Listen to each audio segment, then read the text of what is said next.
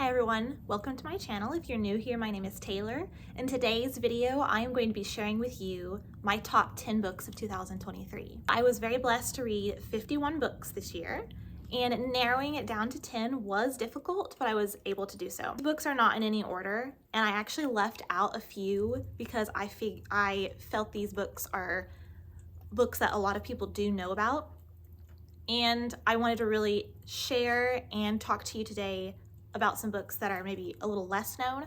So a few books that I did leave off of this list but I loved were 5-star reads for me this year were The Hobbit and The Lord of the Rings, The Fellowship of the Ring by J.R.R. Tolkien, and the first 3 Harry Potter books in the series by J.K. Rowling. So book number 1 is Beyond the Wand by Tom Felton.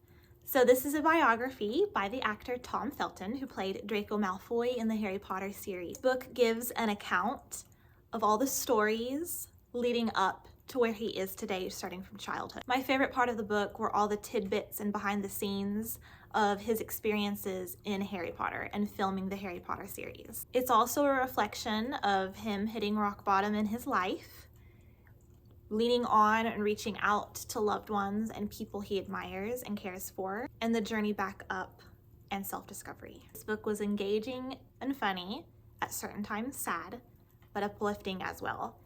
And I really liked the photos that he included in the book. I loved looking at all of the photos of when he was little and, of course, the behind the scenes of Harry Potter. The second book that I picked is Heartless by Marissa Meyer. This is a young adult fantasy book loosely based on the character, the Queen of Hearts from Lewis Carroll's Alice in Wonderland and Through the Looking Glass. Heartless tells the story of Catherine, Kath, a normal girl who dreams of opening up a bakery with her best friend and experiencing what every girl wants to experience, true love. She goes from this simple girl to being the heartless queen that we know today. Marissa did a great job of taking characters and experiences from the book that we know and turning it into something magical and adding her own twist to it.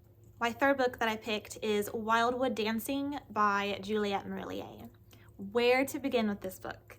This is a young adult fantasy book, and it is absolutely stunning. Set in medieval Transylvania, this lush story eloquently tells and paints the picture of the classic story 12 Dancing Princesses. 5 sisters experience the magic and beauty of local lore, as well as the beauty and pain of coming of age in this beautiful novel. Evocative, stunning, very mysterious, and heartwarming.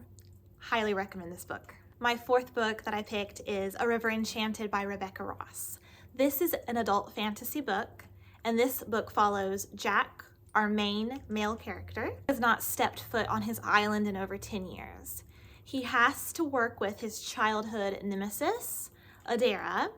We have some enemies to lovers here, to discover why little girls are going missing off of their island, all over the island. This book was eerie, folkloric, lush, beautiful, and just such a great story. All right, the fifth book that I picked is Shady Hollow by Juno Black. This is actually a cozy mystery series, and Shady Hollow is the first book in this series. This is a cute anthropomorphic series where we have all animals based in a town.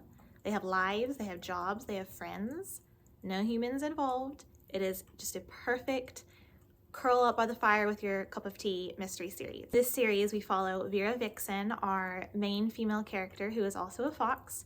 She is an investigative reporter, and she, with the help of the townsfolk and her friends, have to solve a series of murders throughout the series. It is so much fun. It is heartwarming, it's endearing, it's cute, and if you're looking for a clean, cozy mystery, this is your pick. The sixth book that I picked is Caraval by Stephanie Garber. This is a young adult fantasy. In this book, we get to explore carnivalesque landscape and immerse ourselves in the game that is Caraval. We follow 2 sisters as they live out their dreams, participating in this year's Caraval. Things take a turn for the worst as our main character, Scarlet, must win the game in order to save her sister, who is the main attraction of this year's games. But everything is just a game and nothing is as it seems. This book was super fun. It was enchanting, whimsical, adventurous, and fantastical, as well as a little mind bending. It was a lot of fun. All right, my next pick is Set the Stars Alight by Amanda Dykes. So this is a Christian historical fiction novel, a dual timeline of between 200 years. Our story takes us on the journey of 5 main characters separated by time. 2 main characters set in the present to heal, trust, and have faith. And exploration leads them to learn about the lives of 3 people that not only connect these characters separated by time, but will set their futures in motion. Next up, we have The Murder of Mr Wickham by Claudia Gray. This is a really fun, cozy mystery book set in the Jane Austen world. This book is a fun elaboration on the Jane Austen universe. What's supposed to be a fun house party at the Knightleys soon turns into a disaster. Mr Wickham shows up at the house party unannounced. He is rude, boorish, and also a blackmailer. It is no surprise when Mr. Wickham is found dead. With a house of potential suspects, who is the real killer? Claudia did a great job on taking the characters and the circumstances left from Jane Austen's novels and books and working them and weaving them into this really fun mystery book. Next up is Come Back to Be by Jody Headland. This is the first book in a series, and it is a wonderful Christian time traveling series. I just loved time traveling books, and this one is really romantic and really good. We follow our main character Marion as she discovers what truly killed her father and how to save her sister, who is suffering from a genetic disease. Along the way in her discovery, she finds herself transported back in time to 14th century England. Along her journey, she falls in love with a very handsome but world-weary man named William. With time against her, Marion has to decide whether to go back